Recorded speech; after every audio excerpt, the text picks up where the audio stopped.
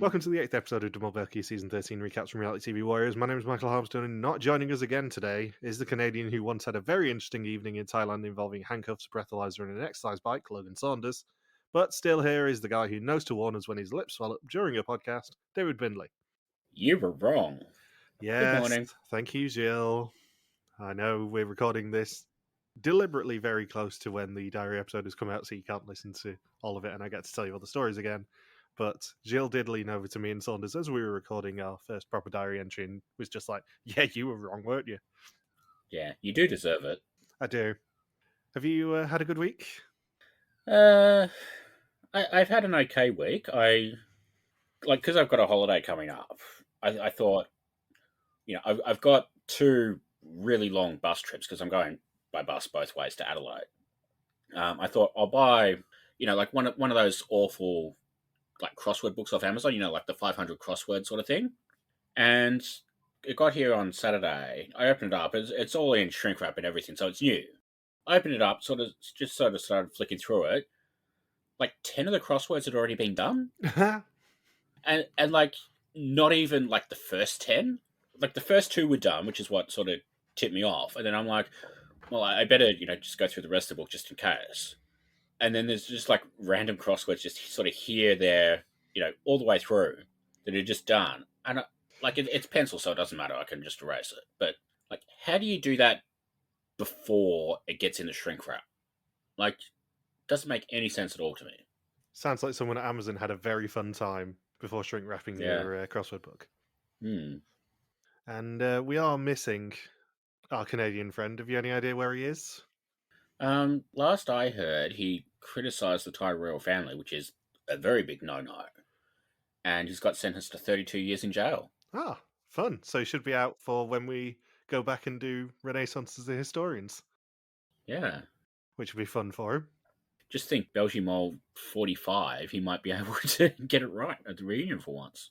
Yeah, don't give me all this smug shit. You know you were only on her last week, and that was basically to be contrary. That's one more week than you. Yeah, I said this to Saunders during the press room bit. I'm just like, I'm going through the 7 stages of grief at this point, I think. Because you won't have heard this, but I did say this quite a few times, and it is true, even though I said it a few times. After the second challenge of this episode, I turned to Saunders and went, I'm not sure it's Michelle anymore. Fuck. And he said to me 3 times, do you want to change? And I'm like, I will never forgive myself if I change at a finale and I'm wrong. So I'm just going to have to go down with this shit. And what do you know? I was wrong. So I did waver during the finale. Saunders didn't. I did. So I at least have that up my sleeve. Yeah. I mean, look at the bright side. At least you didn't think it was Anna again. Yeah, very true. Or indeed Nadia. And obviously I've had a bit of a busy week. We recorded early last week deliberately because I needed time to edit, and we'll be doing the same next week just to warn Fuzzy for when she gets her Historians Bingo board. Maybe sends it over, maybe not. Wrong. We are recording early next week as well. We recorded early last week because I had a hospital appointment on Wednesday, which meant that I actually got to feel like you for a second, because I walked into a room and had a strange Eastern European man lubing up a tube to stick up my nose. Well, it's nothing major to worry about. Basically, I've got a bit of pressure that's been in my ear for ages. I thought I'd get it checked out with my GP in September. They referred me to the hospital because it wasn't working what they suggested, and I finally got an appointment last week. It was meant to be after work. It was 4:30, so I got a call off them about 12 o'clock saying, can you come in early because we want you to do a hearing test and a pressure test just to check if we can figure out what it is. So I'm like, yeah, that's fine. Did the hearing test, did the pressure check. That was all fine. I walked into this consultant's office and he's just like, right, we've got your hearing test results, we've got your pressure test results, so just need to go next door and we can try and take a look at what's happening. And I literally walk in and there's a bloke just lubing up this camera to stick up my nose. Zero foreplay whatsoever. He just sits me down and goes, shoves it straight up there. I'm like, at least give me some fucking warning, Jesus. I've got to prepare myself for this. Because, I mean, I've been panicking for months about the idea of, having someone stick a camera at my nose. I didn't think it was going to be pleasant. It wasn't particularly pleasant, but it did really make me laugh that there was absolutely no warning. It's just, right, sit down, straight up there. And I knew that'd amuse you, so I thought I'd save that for the podcast. It definitely amuses me. I just have no idea where to go from there. Yeah. It's a comedy handbrake, but I knew it'd appeal to you. And the best thing is, Saunders does not know about this. I didn't tell him this. I told him the next thing I'm going to tell you because, we knew he wasn't going to be here this week because he just kind of casually told me at Kinepolis, oh yeah, I've not brought my laptop, eh? You had one job, Saunders. Yeah, you had one job, Saunders. I know you've no means of listening to this without a laptop while you're travelling, but, you had one job.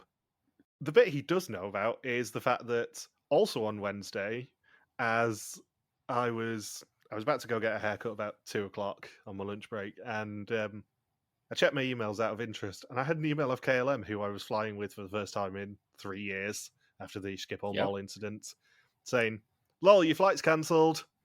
And bear in mind, I was flying at 1:45 p.m. on Friday, and they told me at 1:25 p.m. on Wednesday. Oh. Yes. So I was literally just about to go and get my haircut and saw this, and I'm like, fuck. Because, as you well know, I had stuff to do on Saturday as well. I wasn't just flying over for the Belgian Mole finale this time. So I had stuff to do on Saturday. It was kind of non-negotiable that I was flying on Friday. They said, we'll rebook you on a plane within 24 hours. And I'm like, too bloody true, you will. By the time I finished my haircut, I got an email from them saying, right, we've rebooked you. It's 5:55 a.m. to Paris, and then on from there to Amsterdam, landing at about 11 o'clock. And I'm like, no, you're fucking not. You are going to get me on a plane on Friday. And within about half an hour, I had another email off them saying, if you don't like that flight, you can rebook it if you want to. You can change it. So I changed it to a more expensive flight at 11:10 on Friday morning that they then had to pay for. And they also, as a result of this, had to give me a voucher for £13 for food and drink, which then paid for exactly my breakfast on Friday morning because I managed to get it to exactly £13. It's just like you to cost Dutch people money. Yes. So I was pretty tamping, raging, fuming with KLM on Wednesday about this. And then I was in the press room on Sunday, flying back with KLM via Schiphol, and checked in, and it wouldn't let me print a boarding pass, so I was getting very annoyed with them. I will say, though, Schiphol, much more pleasant than last time I flew through it. KLM were much more pleasant than I was worried they were going to be. They are semi back in my good books now. They were very much not this time last week. Oh, good. So yeah, that was hilarious fun. Yeah. Did you consider flying TUI? I didn't because I don't believe, go to Amsterdam from Manchester. However, my parents are currently on holiday with TUI. Oh. They're currently on a cruise.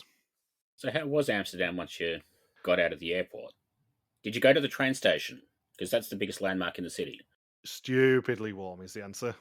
It was ridiculously hot this weekend on the continent, i.e. like 25 degrees, which was exactly the same as last year, where it was ridiculously humid all weekend.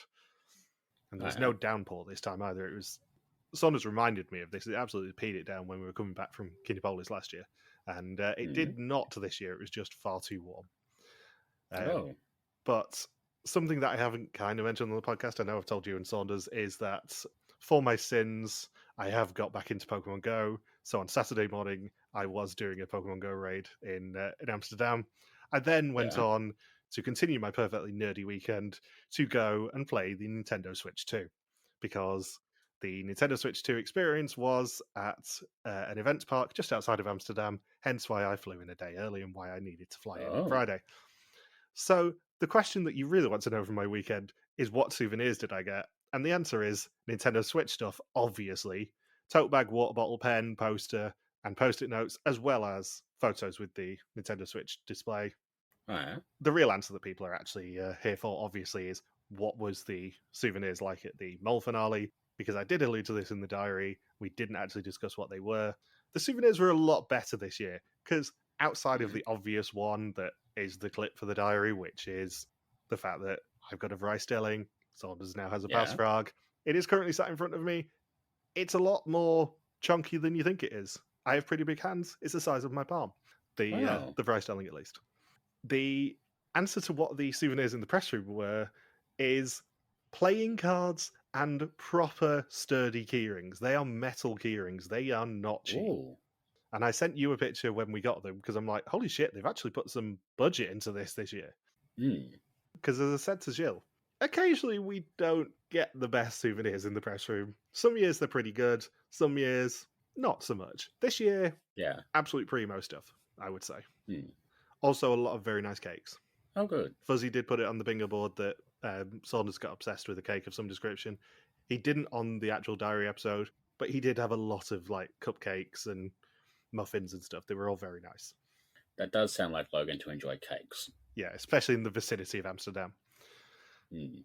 Gilles did also pretty much immediately after giving us our worthless pieces of wood as we've previously described them, or as he's previously described them, I should say, immediately start making horse puns and claim that he had a horse in the parking lot waiting for Saunders. In case he needed to let any steam off, was the phrase he used. Well done, Gilles. It is fair to say that Gilles, by his own admission, has a kid now. He has a lot more time to listen to podcasts and look at people's theories. He has listened to our podcast this season. It was slightly terrifying for me when I realised that, because he came with notes. I didn't need to ask that many questions. I had a list of questions to ask Gilles. I got one out, which was, of course, what do you call the host of the Mol if he resigns and opens a chocolate factory? Yeah. I did show him the Jilly Wonka Photoshop. I'm so sorry. And he was jokingly quite insulted that he thought that an Australian man had called him a wanker. I would never. Yeah, I do have a clip for you. I'll send it after the podcast. But yes, he did see Jilly Wonka. And I think he was mildly amused, but more thinking, please, for the love of God, don't have hundreds of these prepared. I mean, that's fair enough. Yeah. Anything else to discuss? I don't think there really is in terms of preamble. I got caught by the guys from Trust Nobody when we walked in and saw the playing cards. I opened the playing cards just to make sure there wasn't any clues on there, because that's the sort of thing they do. And the Trust Nobody guys basically said, yeah, we did the exact same thing. We don't trust them either. Which is understandable. Yeah. How was the Switch 2 event? Oh, it's so much fun. I mean, it was a bit of a faff to get to, because I ended up having to get the train to Zaandam, which is actually where I remembered when I got there. It's the same place that Liam and I went to see the Vidum 20 finale in the Pathé Cinema there. On Marika's recommendation when she found that for us. I vaguely recognised the name when I was getting the train there, and as soon as I came out the station, I'm like, holy shit, I have actually been here. I knew I recognised it. But because the trains were being so shit on Saturday, I was a little bit late. I was meant to be there from 2 till 3. I ended up getting to the event park where it was at 2:07, not realising that the way it actually works is that they put you in groups that go in 20-minute intervals. So because I got there at 7 minutes past 2, I had to wait until 20 to 3. Yep. Which meant that because of my fixed train to go to Antwerp, I only actually spent about 25-30 minutes in there, unfortunately. And because it was so hot, the waiting area was basically a greenhouse. I had to stand by the exit door so I wouldn't get heat stroke. Oh. What I will say, though, is Mario Kart World is so much fun, unsurprisingly. The new Joy-Cons are super sturdy. Like, I can... Oh, good. It's a massive difference. I have an OG Switch, so I've not upgraded my Switch since 2017. The screen is so much brighter anyway, even more than the OLEDs that I've seen. And the Joy-Cons just blew me away with how kind of hard-wearing they actually feel this time. Because I'm assuming as a Switch owner, you've probably had some problems with drift on your Joy-Cons. I've sent mine off 3 times, I think it is, to get fixed. I think drift's going to be less of an issue for the Switch 2. Yeah. It's weird, like, I've never had the drift issues, but I've had issues with, like, the Joy-Cons that came with it when I bought it. The B button doesn't work sometimes. So, like, I had to go and buy, a second set of Joy-Cons just to use it. And then I'm like, well, if I'm buying a second set, I might as well buy a Pro Controller as well. So the last few years, I've just been using the Pro Controller, and then that second set has just been gathering dust on my shelf. Yeah, I use the Pro Controller anyway, but yeah, the Joy-Cons on the Switch 1 are a little bit drifty, especially the OG ones like mine. Yeah. The new Joy-Cons do not feel like that at all. Oh, good. And on top of that, I don't think it's really been reported that they have Z buttons at the back. So it feels a lot more kind of ergonomic. Oh, yeah. And I never knew they had the Z buttons until I actually kind of picked one up. But it's really cool. I'm majorly impressed with it, to be honest, even as a fan of Nintendo and someone who's obviously pre-ordered it already. Yeah. And before I forget, and before we start the episode proper, happy Groundhog Day, Daniel Peak. I know you're getting more demanding about us doing these things, but, it comes from the heart. Yeah. So, previously the Final Four put on a ping pong show, not that Alexi knew what that was, and showered tourists with their balls. At a race for the final advantages, Nimrod took 5,000 euros for the pots and then promptly took himself out of the game as the last person to leave before the finale. And we flash back to Vilvoorde, and Gilles tells them all that the candidates will be searching for the mole case in the finale. He brings out 2 fake mole cases and says if they pick the wrong mole case, then the pot will be greatly harmed. It's just so nice that this version does plot trains so rarely that this feels like a surprise. Yeah. And, we said this in the diary episode a lot. It was really interesting, the difference between watching this in the press room and watching this in the cinema. Because obviously this is one of those rare situations where I've seen the episode 3 times now, including the watching it with subs earlier. The things that got reaction in the press room really didn't in the cinema. I don't know whether it was just a thing where it's different people in that cinema this time. Yeah. Because it's the competition winners basically in that one and the old mole candidates. It didn't feel like they were reacting very much in our cinema this time. Because stuff like the Navy SEALs dropping out of windows really made me laugh in the press room, really made everyone else laugh. And that got no reaction in the cinema whatsoever. It was super odd. And I think the bringing out the mole cases is another thing. That got no reaction in the cinema, but there was kind of a bit of a gasp in the press room where it's like, holy shit, what's going to happen here? This is interesting immediately. So it's day 17 in Satahip, and everyone is having a massage, a nice one this time though. It's Alexi's first massage, and he says it's the most physical contact he's had, excluding Nimrod, whilst he's been away. And he thinks that he's unmasked the mole, as does Michelle, and Sarah says if she wins, it's the icing on the cake, and someone is going to leave Thailand with a happy ending. And they're on the way to the beach with Khan, not Khan. Gilles tells them that the last part of the trip begins with a romantic meal on the beach, and he's chosen papaya salad as that meal. Ooh, delicious. Whoever finishes their salad will earn 1,000 euros for the pot, but what they'll be determining in the challenge is how spicy the peppers that are in the salad are going to be. Ooh, that's evil. Yeah. They'll be identifying the spiciness by the traditional method of parasailing. They get 6 peppers attached to themselves, 3 of which are spicy and 3 are not, and 3 will be put in the salad that evening. How would you have done with this? Oh, this would have been nightmare fuel, as you well know. Yeah. Because Jill was like, oh yeah, 3 of them aren't spicy at all, and I'm sitting there going, they probably are for me. Yeah. Not going to lie, if this was the 3 of us doing the challenge, I would sabotage it just to watch you get the 3 really spicy ones. I know you would, because my head would explode. I am a proud lemon and herb man. I do not do spice. You, lemon. I know you've not had a chance to listen to the diary episode yet, obviously, and I think we may have mentioned this slightly in our group chat when we were chatting about it, but Alexi especially is so charming in this episode and so charming in real life that I don't understand why we didn't really see it in the rest of the season. I wonder if, for all we've said about this season, I think we had 5 really big characters with Hilda, Nimrod, Pedro, Risiana, and Else. So we had the 5 of them. We had to give Sarah a lot of airtime because Mole, and then they gave Jan and Pass a little bit at the start because they were early birds, they needed something. So I wonder if maybe Alexi and Michelle kind of got lost in the shuffle a little bit. Have you been talking to Sawdust? Because that's pretty much what he said in the debrief. No, I haven't. We basically theorized, and we didn't tell you this, but we theorized in the debrief bit at the end of the Diary of a Mole episode that Alexi is probably so young that he naturally in a group kind of takes a step back. Yeah. And he's also super unsuspicious, so it's really hard for them to put in bits where he's sabotaging, because he didn't really sabotage during the season. So when you have that big exodus of all the big characters, because you have like 4 or 5 big characters leaving a row with Nimrod, Pedro, Hilda, and then Else, like the quieter characters get overshadowed, and I would say. Yeah. And then having spoken to Michelle, she's very much a kindred spirit for us, and certainly me, because she basically described herself as a massive overthinker and a massive overplanner. So that's us.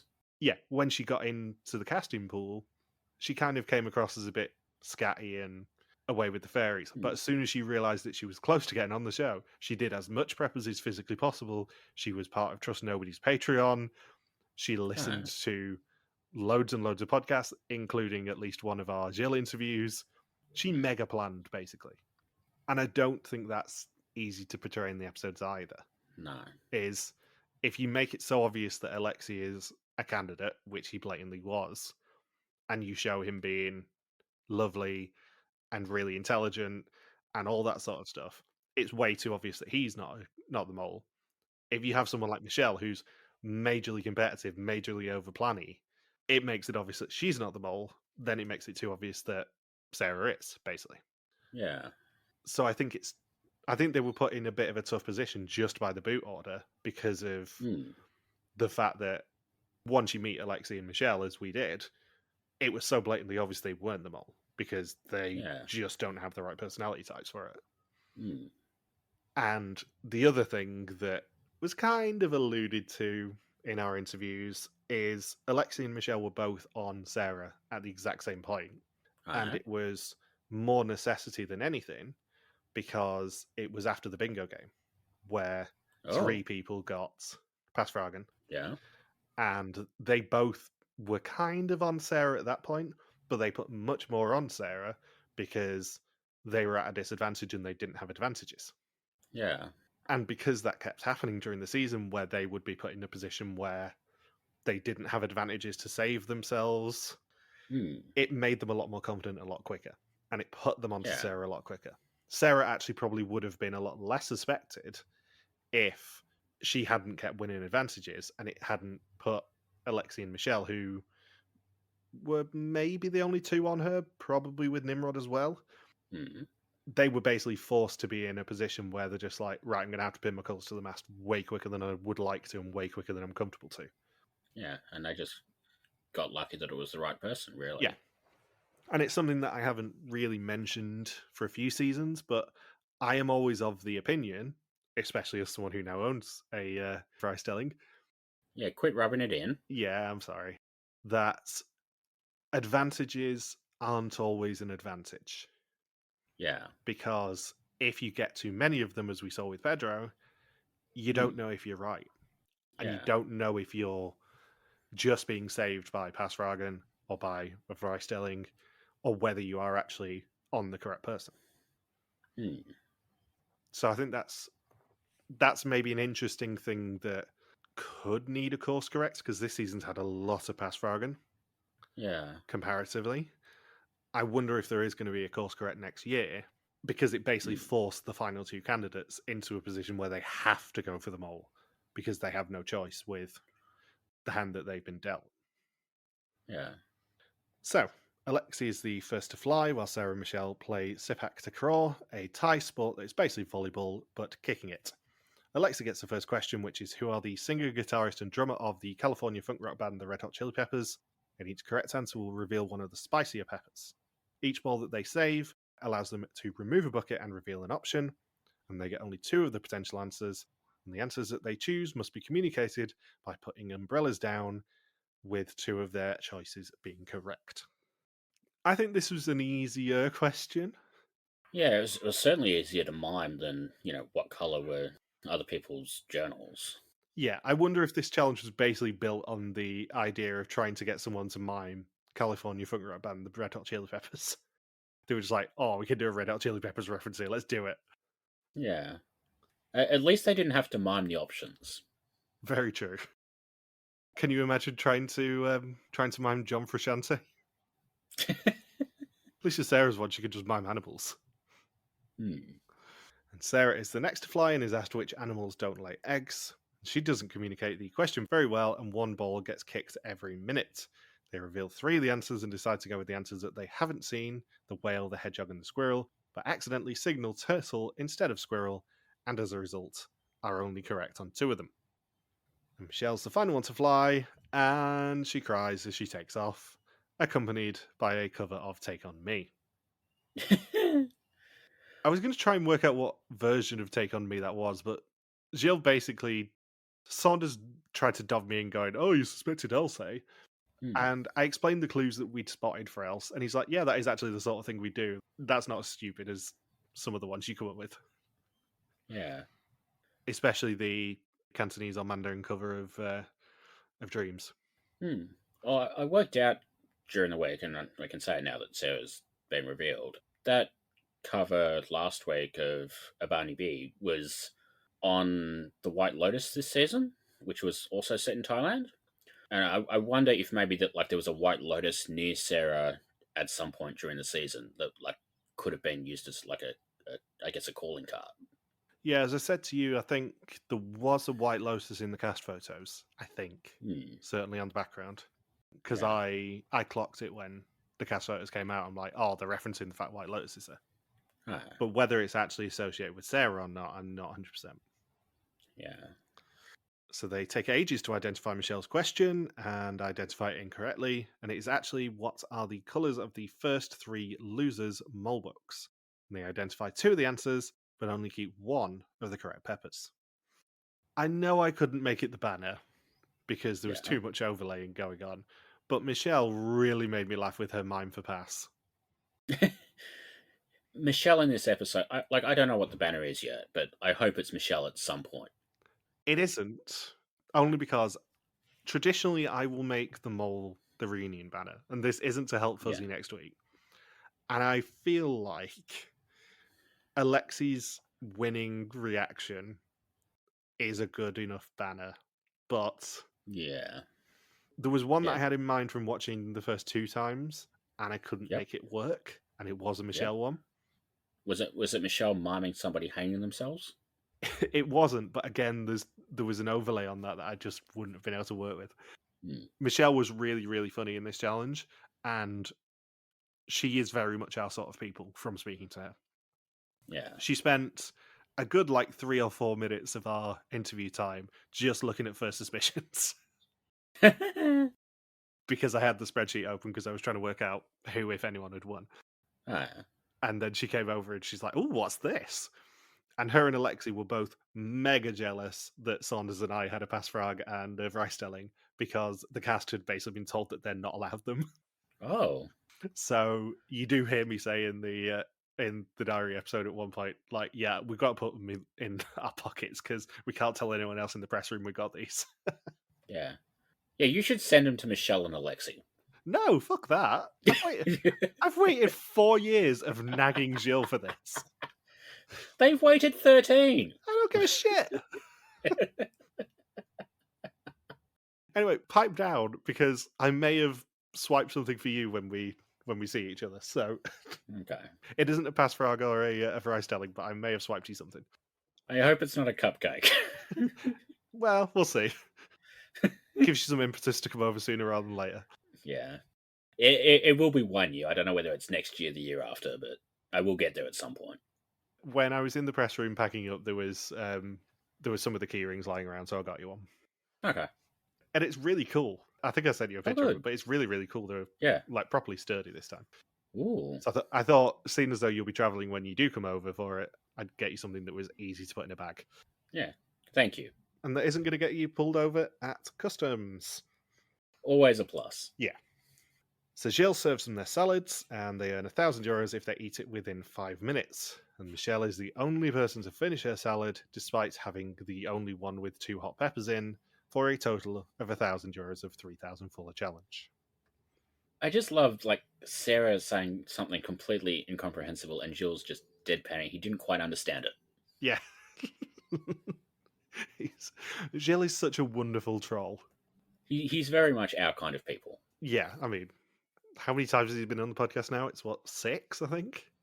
Technically 6.5, because he did make a cameo in a segment of the Diary of Mole this time that he wasn't even meant to be in. Oh. Which was trolling us as soon as we're recording. I mean, more TV hosts should troll you. Yeah. You personally. I mean, it's 2 in the last year, so... The other thing I really loved, Michelle trying to distract everyone by telling them to look at the sunset, and Gilles just accusing her of distracting them so she can throw food away. And I'm like, he's going to be such a good dad in a few years. Oh, yeah. This didn't necessarily. Well, there wasn't a direct entry about this in Diary of a Mole, but Saunders did mention it in one of his solo entries. I did get to see Gilles' daughter, and she's very cute. Oh. I was leaving the press room, and his wife had just turned up, and Sarah was holding his daughter. She's very cute. Oh. Hello, baby bear. Yeah, she's baby bear. So we then get a Diary of a Mole, which is Gilles saying, "How was today? My mouth is still on fire. Tomorrow is the very last challenge, and you get to choose the stakes. How much are we going to play for? I have an amount in mind, a large amount. But if they succeed, that amount will be added to the pot. But if I can make it fail, it comes out of the pot, and we end up with the lowest pot ever." Dun, dun, dun. I know we hate pot drains. I kind of like the idea of this one. Because it goes back to the stuff that I've said about the briefcase, in that it forces the mole to play a bit more aggressively. Yeah. And putting the decision in the hands of the mole of how much this challenge is actually going to be worth is kind of a bit more fun, because she could have played it a lot more conservatively than she did. Yeah. Like, I don't think anyone would have batted an eyelid if it was, 3,000, 4,000. I think 6,000 makes it more impressive, even if, it runs into the chance that there's the lowest pot ever. And also, on top of that, it's the same value that she added to the pot as part of the Mole Briefcase Challenge at the start of the season, and it's also the same amount that was added in the last two challenges. So there's a bit of synergy there as well that she didn't necessarily allude to. But I do think it was interesting that we started the season with a really, really high value challenge of up to €9,000, and they earned 6,000 of it. And then we have the €6,000 gamble here. Yeah. I'm assuming that was very much deliberate on Sarah's part. She's just like, I added the money, now I'm taking it away. Yeah. Who knew Sarah was a Katrina? Yeah. Gilles has basically been teasing that Sarah was a very sneaky, active mole, much more than we saw. I think it's going to be interesting watching the reunion next week and trying to decide where she would sit in a ranking of moles, because I said this in the diary, I don't know whether it really matters in België that much if the mole's good. Yeah. And I think it's tough to articulate, because this is a fun season. It's not as good as the previous two. It's still probably an A- season for me. Yep. But I don't think Sarah being a potentially subpar mole for me necessarily affects that much. Yeah. I do think it's good if it was sneaky, because, I think, as interesting as the mole case was, I think it kind of felt at times a little bit like what happened with everyone in Vidam Albania, where, the mole knew this was going to happen, knew the challenge was basically unwinnable, and then sort of took a little bit of a back seat. And I wonder if maybe that's sort of like an unintended consequence of the mole case, that maybe made the mole a little bit less active than they probably would have been otherwise. And there were other factors at play from a production side as well, because by the sound of things, there was a lot of bureaucracy in Thailand. Yep, that sounds about right from what I know of Thailand. And a lot of restrictions on what they could do in certain places. So it's day 18 on Hachiao Beach, a beach owned and used by the Thai army for combat training. They'll be playing to destroy the source of their bad luck all season, the mole's briefcase. It is also worth a value chosen by the mole, €6,000, which will either be added or taken from the pot. And if they blow up the correct case, they will win that money. Clues to which case they have to explode lie at the bottom of the sea, and they have to scuba dive to a scene and describe it, and the candidates on the beach need to identify 3 crucial words that are part of the scene to earn one of the clues.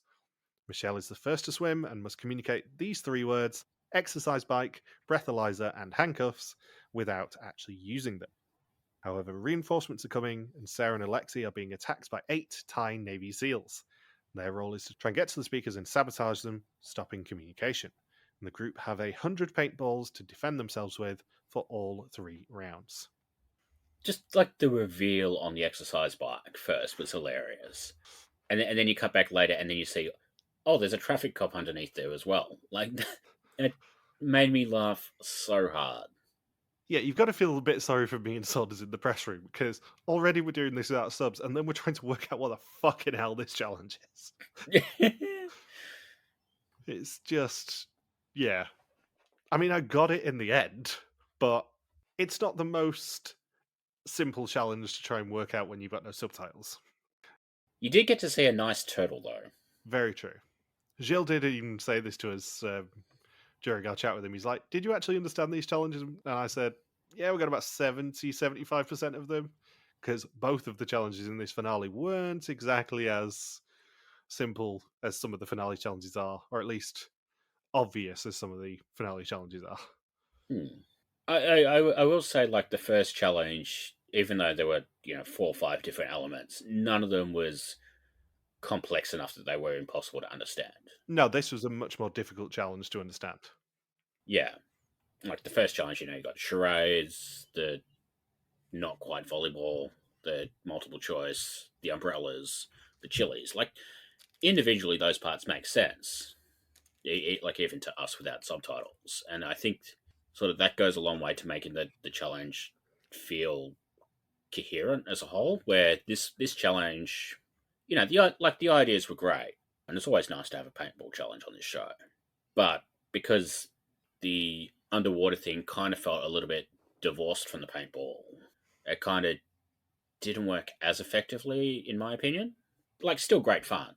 But, like, I think the first challenge was probably a little bit better, just for us as people who, don't speak Dutch. But also, like, this show is not for us. Like, if we get it, it's a bonus. But, it is for a Dutch-speaking audience. Yeah, that's what Papa said. He's like, it's really nice that we have an English language speaking community and that it's such an internationally watched show, especially as it really isn't catered for you guys.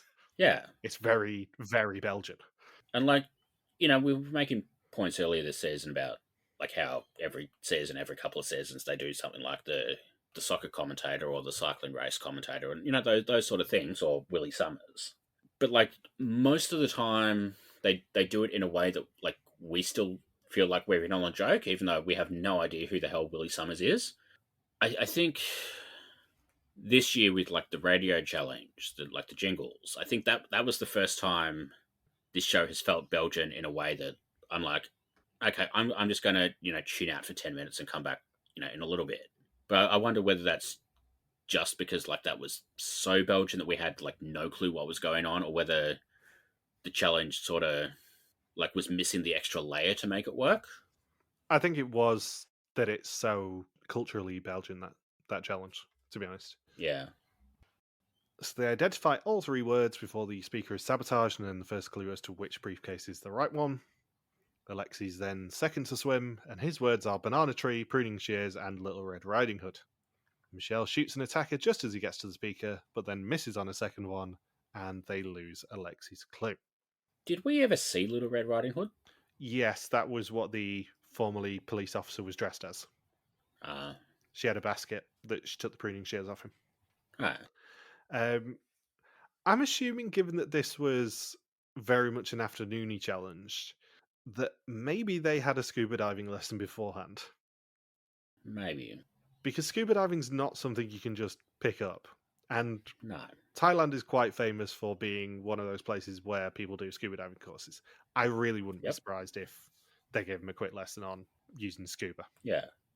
Sarah's the last to swim with just 29 paintballs left. This time, danger comes from the air as the Navy SEALs are parasailing in.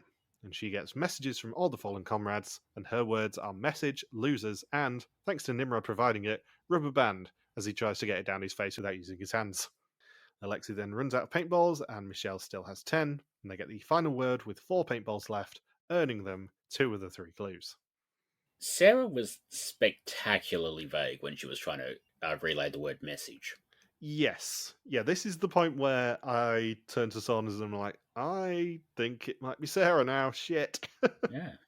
You should trust your own opinion sometimes, Michael. I know Saunders was spending the entire day going, hey, you copied me, eh? And I'm like, nah, I came up with it independently. It just so happened I was a little more confident because Saunders was also on Michelle. I did appreciate Michelle using the word best of friend when she was talking about the eliminated players. Oh, of course. Everyone knows that it's a meme at this point. The show leans into it. Anyone who listens to our podcasts and goes on the show, lean into it more, please. Yeah. Call Gilles Papavert to his face, please. It is delightful. Also, something you probably missed, not having seen this on social media, when the losers turned up at Kinepolis, Else did have a balloon tied to her hand. Perfect. No notes. Did Nimrod have an elastic band around his face? Nimrod didn't, but Nimrod is the only person I've ever seen at a Belgian mole finale who did not turn up in the sponsored BMW, but instead cycled his way there in a suit. Oh. Because the cars were Brissiana and Pass, then Else and Jan, Hilda and Pedro, and then Nimrod turned up on his bike. Ah. So they are asked which of the three options has not been in the mole briefcase and get two of the answers, like it's an episode of hit BBC One game show The Code, an earpiece for the petrol station, and a speed limiter for the bus to miss the ping pong timing. It's interesting that we get these two options because they didn't tell us what Sarah used last week. We knew she used the earpiece, so we knew that was a wrong thing. We don't know what the middle answer is, and I'm assuming that we're going to find that out next week. But we weren't told what was used in the ping pong challenge. Well, how many of the Molcase sabotages did we not see the group be told about? Like, because they knew about the sign. Yeah, they knew about the sign. They knew about the drill. It was suggested that the mole changed the briefcase on the train. She did, 100%. She'll has confirmed that. But what Sarah said at Cafe de Mol, I think, from, no subtitles, was that there were two carriages in between the first and the second carriage. So she did have a bit of buffer, but she still very much had to do it very quickly. Which I was right about, at least at the time. But they knew about the sign swap, at least. Yeah. So they knew the sign swap, they knew the melons, they knew the sign with the dancers. Yep. Episode 5 was the petrol station, so we got that as an option already. Yep.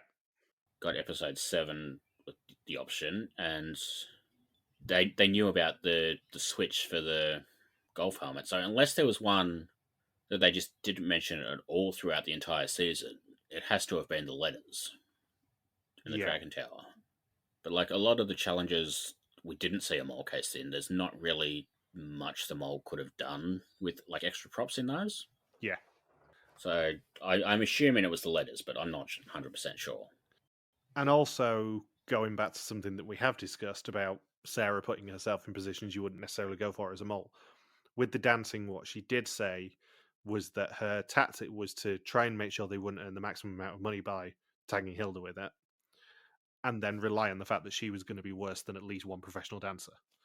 Yeah, like that's clever strategy. Yeah, that makes me feel a lot better about that move than what it was on the face of it, which is isolating yourself and then making it blatantly obvious you're on that side of the challenge.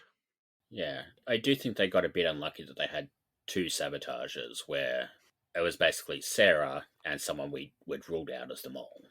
Yeah. Because we knew like a week later that it wasn't Hilda, and nobody was suspecting Alexi at that point.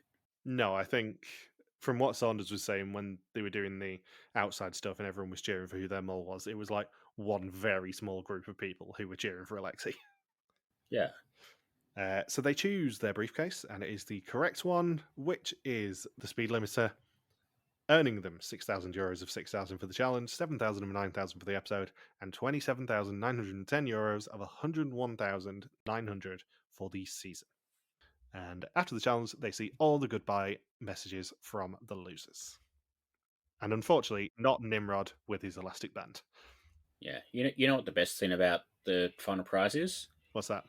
It stops Fuzzy from getting a bingo square. Oh, good. Why? What did she say? She said between 24 and 27,000. Oh. She's not good with numbers.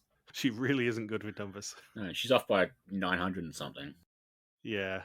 She's almost as far off with that as she was with the runtime for the diary episode, in which I believe she said 28 to 35 or something, and it ended up... No, it was 33 to 38, she said. She said 33 to 38 minutes, and I believe it was 85 minutes. So kind of close. Yeah, so halfway there. So it's the final day of the trip in Huayai and the site of the unmasking. But first, it is time for a celebration breakfast with Papa Bear Gilles de Costa. And they say that they've already won by just making the finale. Alexis said he would have left the briefcase behind. And they all give messages to the mole, including the mole themselves. Just back on the video messages for a bit. Yeah. Do we think they did those back at their homes, or were they like in the hotel before they flew back? Because they all looked pretty hotel-y. Yeah, Nimrod's was definitely at a hotel. Yeah. I think probably the rest of them were all home. Yeah. Looking at it. Obviously, they're very coy about how long people stay in the location after they've been eliminated and all that sort of stuff. Yeah. I think it's probably fairly likely that everyone from Pedro onwards was sent home at the same time. I know, we just made a point of Sarah bringing the season full circle by making the prize €6,000 for that challenge. It was nice of our podcast to go full circle because Paz had a Simba plush toy in the background. Yes, he did. And Els had a copy of The Subtle Art of Not Giving a Fuck. Subtle Els. Anything to say about the breakfast? No. It's a fun scene every season. It's a fun scene. There's just never really much to analyze with it. Yeah, especially off the back of last year's one where Gilles calls the final three bastards for taking the piss. So, it is now time for the final test. 30 questions about the identity and actions of the mole all season long. Whoever knows the most will unmask the mole and walk away with €27,910. A very high pot. In fact, the highest since Vietnam. Just. We did discuss this on Diary of a Mole. I didn't have the stats to hand, unfortunately. But it is the highest since Vietnam. Yeah, Vietnam and I think Argentina were higher than that. But then, otherwise, it's the highest revival season. Yep, you are 100% correct. I didn't bother going back to check the early ones because, who cares about Franks? Yeah. So Alexis says that Michelle could have been a good mole. She's super smart, but also very empathetic. She figures people out very quickly and knows how to play them. Michelle dropped a lot of noodles at the market, probably because of the height difference between her and Els, but it was just a bit convenient that those were the two sat in those seats. Michelle says that Sarah can win everyone over with her big smile. She's good at putting her own stamp on a decision. The moment that there is an ounce of doubt, she turns it to her advantage. The mole's best place on day one was on the helicopter, ensuring that their case enters the game. Sarah says that everyone loves Alexei. He gets along with everyone. He's kind and understanding and wins a lot of people's trust that way, and that makes you rule him out. However, he can be cunning when he wants to be. He was in the right spot in the wellness center, whipping the big red button and costing them time to puzzle out the anagrams. Michelle played the lottery challenge cleverly. She made herself suspicious and cost him €1,000. She also couldn't hold the target up at the skydive. Alexei ran ahead with the fruit walk and made the time run twice as fast, which cost them lots of durians. He's a scientist who couldn't work out the right timing for the ball drop. And in Ayataya, Sarah manipulated Els. She's very articulate and persuasive. She wasted a lot of paintballs, meaning that Alexei ran out in the final round. The laptops close. The winner's light will be the only one to turn back on, and it is Alexei, and it's fair to say he's a little bit shocked. Yeah, one of the best reactions we've had in years. Yeah. The interesting thing, and I only really clocked this when I went and got this as a banner, is immediately as soon as he wins, he looks at Michelle, and he's like, fuck, I beat you. And you can tell in that moment that he was on Sarah straight away. He's not subtle about it. And I don't know if we've ever had a reaction where the winner blatantly gives away who the mole is as soon as they win. Well, there was art. Yeah, but I mean in Belgium. Yeah. I can't think of another one where they've just immediately turned to the person they beat and was just like, fuck, I beat you. Good for Alexei. Yeah, he is. I don't know if he got a raw deal on the edit. I just think he's not necessarily the sort of person that is easy to make a massive part of the episodes because he is such a straight down the line, blatantly non-suspicious person. Yeah. But I didn't really, until being in the press room, really understand what they saw in him in the casting. he seemed Yeah. perfectly nice, but he seemed like every other young person that they cast in that spot. Yep. But as soon as we met him, he's really warm, he's really friendly, but he is super switched on. Yeah. Like nothing gets past him. Hmm. And that is what they saw in the casting, I think. And I know that Papa Yeah. Bear said in our chat with him that he thinks that we were a bit mean to Jan, and I kind of agree. We did we reduced him down to one note, boring man about football. Hmm. But I also think that we maybe gave Alexi a bit of a raw deal because we Yeah. dismissed him because he wasn't suspicious. But he's super intelligent, super switched on, and you can kind of get that when you speak to him. And I think when you do listen to the diary episode, you'll kind of get what I'm getting at with it, because he's just really, really intelligent. And I think you can kind of clock it straight away. Yeah. Just on Jan for a bit. Like, I know one of the previous times Jill spoke to us, I think was right around the time where, like, all the American shows were insisting, okay, we've got to have 50% Black and Indigenous Asian, or like 50% non-white. And I think there was, I think Jill said at some point that they were sort of trying to be a bit more progressive with that in Belgium, but they were a little bit hamstrung by who was applying and like all of that sort of thing. Yeah, it was in the. I can tell you exactly what it was. It was in the second long chat with him. I asked him, "Is there anything you would want from casting?" And I asked him the same question this time, to be fair. And he said, "I would really love a bit more diversity, but we just don't get people who apply, and we can't really do anything if people don't apply because we don't recruit because it's not fair to everyone." Yeah, I wonder if maybe Jan was sort of cast with a little bit of that in mind as well, because yes, Jan is a white man of the sort of age they go for, but he's also very much like a blue collar person in a show that, as good as it is, does cast very, very white collar people a lot of the time. I wonder if maybe having Jan there and a couple of other people over the years, like Bert, like Jens with a J was a plumber, I think. Yeah, like I wonder if maybe casting Jan and a couple of like those other sort of people over the years is sort of maybe like setting up the groundwork to be a little bit more diverse in future. Like even if Jan himself, nice as he is, like I don't think anyone thought he was going to be final three. No. I wonder if maybe having those sort of people in the game, even if only for a couple of episodes, is sort of allowing sort of other people to think, hey, this might be worth applying for this show. I think it was a net positive that he was there. Yeah. It just may not have been like an immediate net positive, if that makes sense. I think on the 50% BIPOC thing, and it's easy to say this as a straight white man, but the thing that American shows miss is they go for the diversity in race, but they don't go for the diversity in backgrounds. So if you look at something like Survivor, every single person on there is a student or someone who can take 3 weeks off or whatever they mandate for however many days they have now. And you don't have the diversity in backgrounds and life experiences necessarily that early seasons were very good at, and it's underrated how good they were at it. Yeah. It's like how they went through that phase for a while there where, yes, we're going to cast 5 black people, 5 Asian people, 5 Latino people, but, in that cast of 20, there's 17 models. Yeah. Like, maybe like a couple is interesting. It's not interesting when it's like 7, 8, 9 people. Yeah. As has previously been discussed ad nauseum, the general casting rule for this show is 10 people we want to travel with. 10 people who aren't arseholes, who we just like to be around. Yeah. And I didn't really get it till I spoke to him, but Alexi is absolutely that.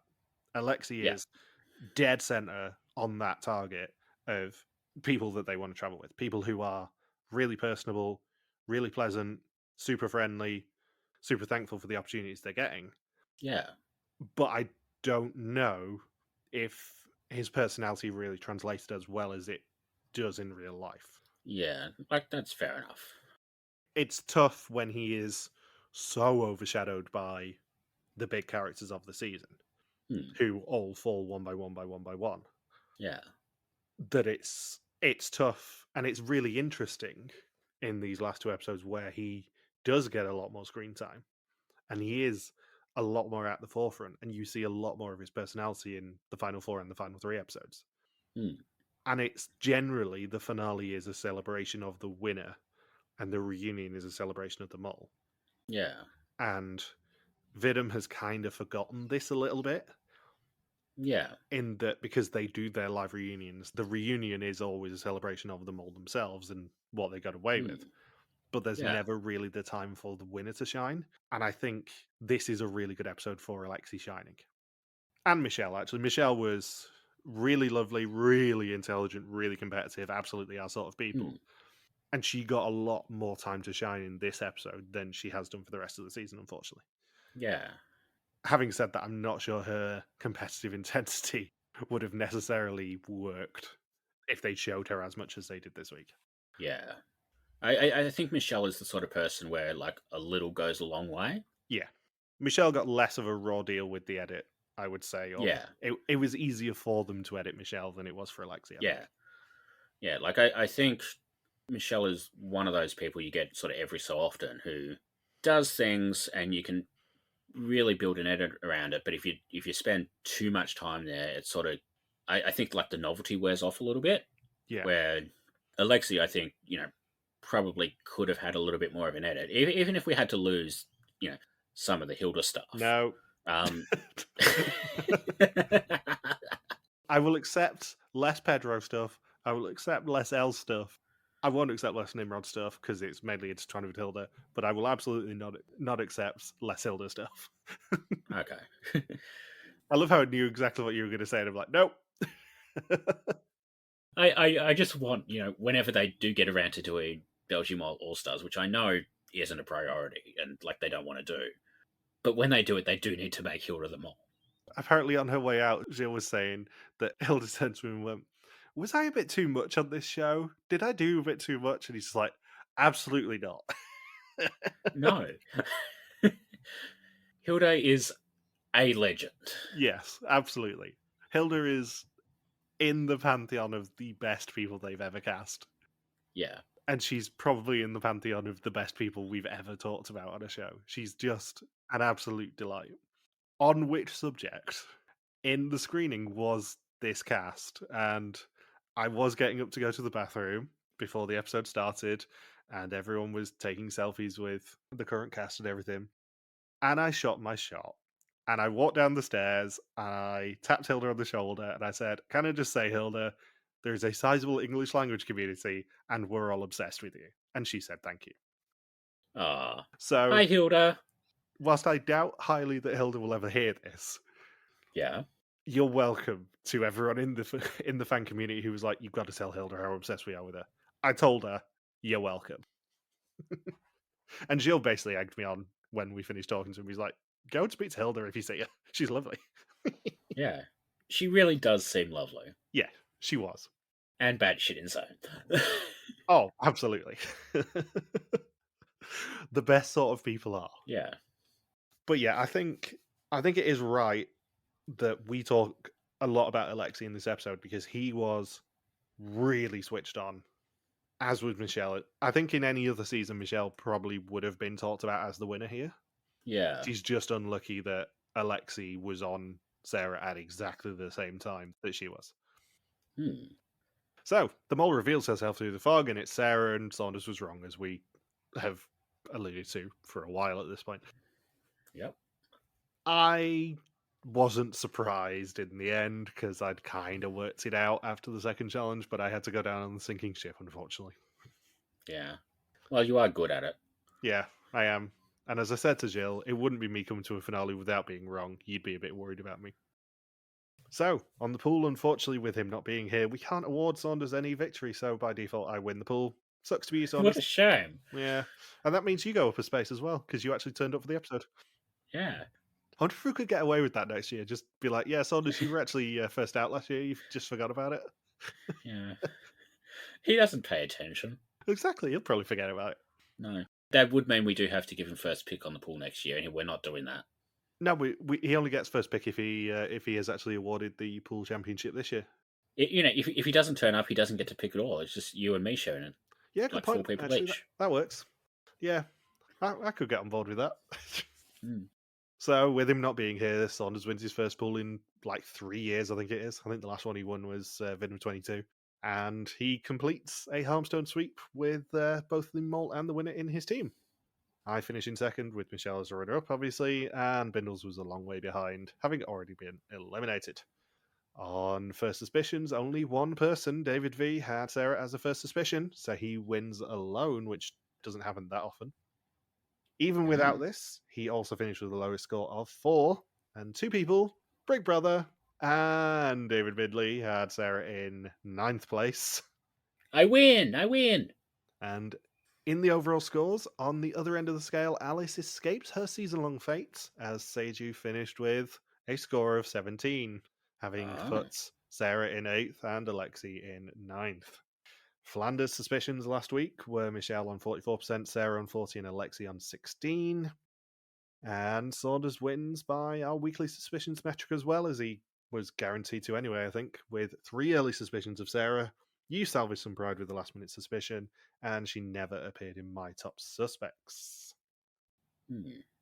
Now, it is time for the reveal of the suspect list. Oh, we don't have to do that. Sarah was arranging boxes in the first episode, eliminated in the third carriage of the train, bought 4 bonus balls, was not the treasurer, skydived, and earned past Fragan in the rescue challenge, and Alexi ended up being the winner. Talking of winners, the winner of the suspect list for Mol België season 13 is... Not Fuzzy, not Fuzzy, not Fuzzy. Not Fuzzy. Fuzzy was 6th. With a score of 88 out of a maximum score of 104, the top score was 88, which is Brian the Gizmo. So congratulations. And in equal second was Johan and Jason on 86, Anchor on 84, Joseph on 83. Look at all those people who aren't Fuzzy. Yeah, and then we don't need to talk about anyone else because, Fuzzy got below 80. Sucks to be you. Yeah. She's going to hate us so much. Yeah, I mean, again, this year, you somehow win out of the 3 of us. You got 20th place with a score of 35. How did I get 35? I know, so close to the our Frankowski's line. You did very well in the last 2 weeks, is the answer. You scored 23 of your 35 points in the last 2 weeks. Yeah. See, I didn't fall for Logan's shit. No, you didn't. Logan was equal 27th with a score of 28, and I was 29th with a score of 27. I think I was last out of the 3 of us on Vidam, inexplicably, as well. Yeah. Sucks to be me. Yeah. So, anything else to say about this episode? Nah, I'm good. Good? New challenge guide will be out next week, though. Oh, wonderful. As will potentially the reveal of historians. Although we will probably do our usual joke of pretending to forget about it and then doing it as a post-credits scene. So, thank you for listening to our Mol België Season 13 recap. We'll be back next week to conclude the season. Now we've concluded the hunt for our newest mole in Thailand. Don't forget you can contact us on pretty much every social media platform that isn't TikTok, where we are RTV Warriors, or you can email us and contact at rtvwarriors.com. You can also support us on Patreon at patreon.com/rtvwarriors. Thank you to the legion of subtitlers. We'll see you next week. Hilda can do whatever she likes. She's eccentric. And with that, it's good night from him. And it's good night from me.